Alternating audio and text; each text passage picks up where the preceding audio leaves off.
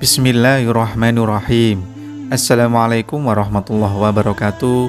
Sahabat yang dirahmati oleh Allah Subhanahu wa taala, bertemu lagi di Elfik Channel. Di sini saya akan menceritakan tentang kisah Nabi Yakub alaihissalam, sosok ayah bijaksana dan penyayang. Nabi Yakub alaihissalam adalah cucu Nabi Ibrahim alaihissalam dari putranya Nabi Ishak alaihissalam. Ia dikenal dengan sosok ayah yang bijaksana dan penyayang. Allah Subhanahu wa taala berfirman dalam surat An-Nisa ayat 163 yang artinya, sesungguhnya kami telah memberikan wahyu kepadamu sebagaimana kami telah memberikan wahyu kepada Nuh dan nabi-nabi yang kemudiannya, dan kami telah memberikan wahyu pula kepada Ibrahim, Ismail, Ishak, Yakub dan anak cucunya, serta Isa, Ayub, Yunus, Harun dan Sulaiman. Dan kami berikan Zabur kepada Daud.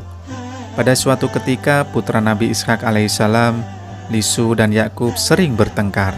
Lalu Nabi Ishak alaihissalam meminta putranya Nabi Yakub alaihissalam untuk pergi menemui pamannya yang bernama Laban.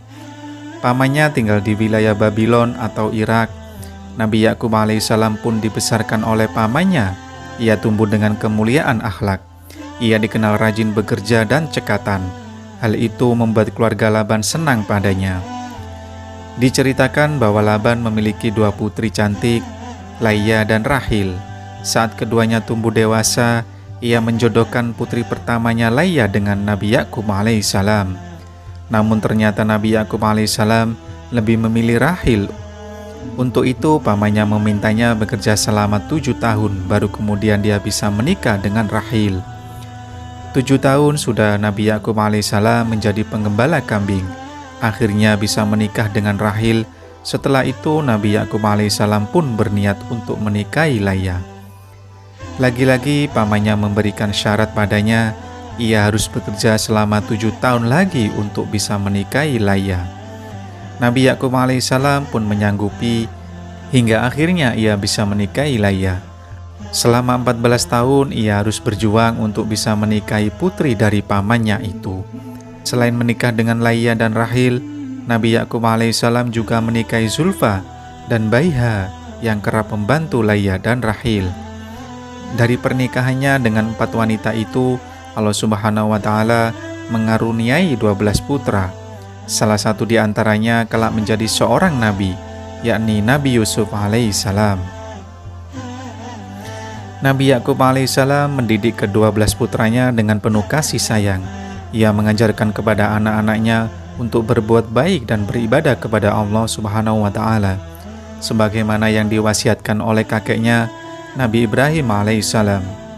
Allah berfirman dalam surat Al-Baqarah ayat 132 yang artinya, dan Ibrahim telah mewasiatkan ucapan itu kepada anak-anaknya.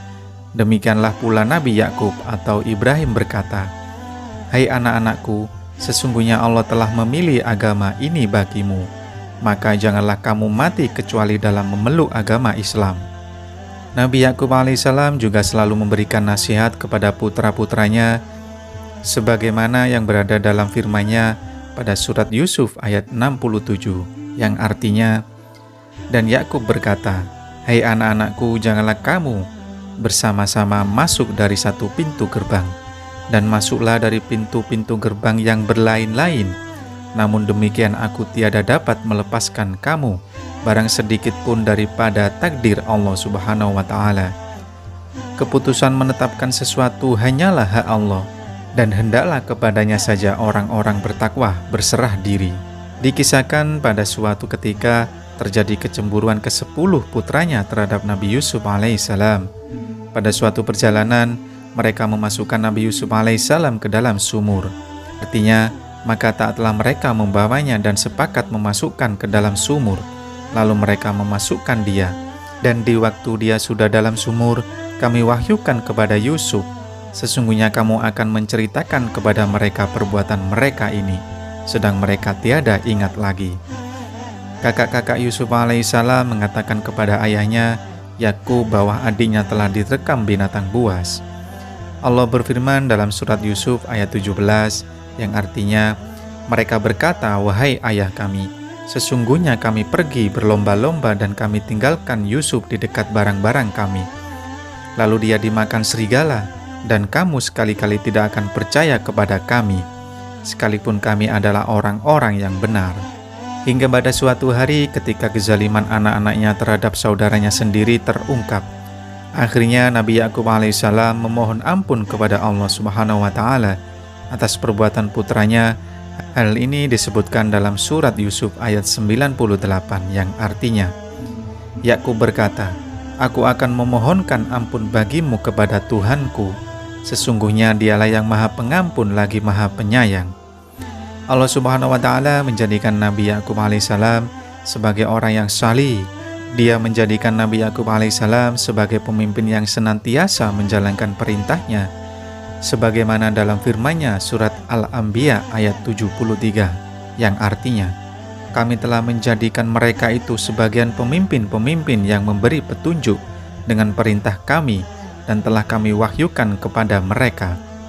Mereka mengerjakan kebajikan, mendirikan sembahyang, menunaikan zakat, dan hanya kepada kamilah mereka menyembah." Itulah tadi kisah Nabi Yakub alaihissalam.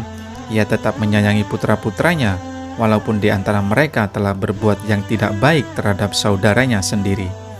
Demikianlah kisah Nabi Yakub alaihissalam.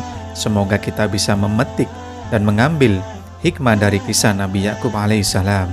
Terima kasih. Wassalamualaikum warahmatullahi wabarakatuh.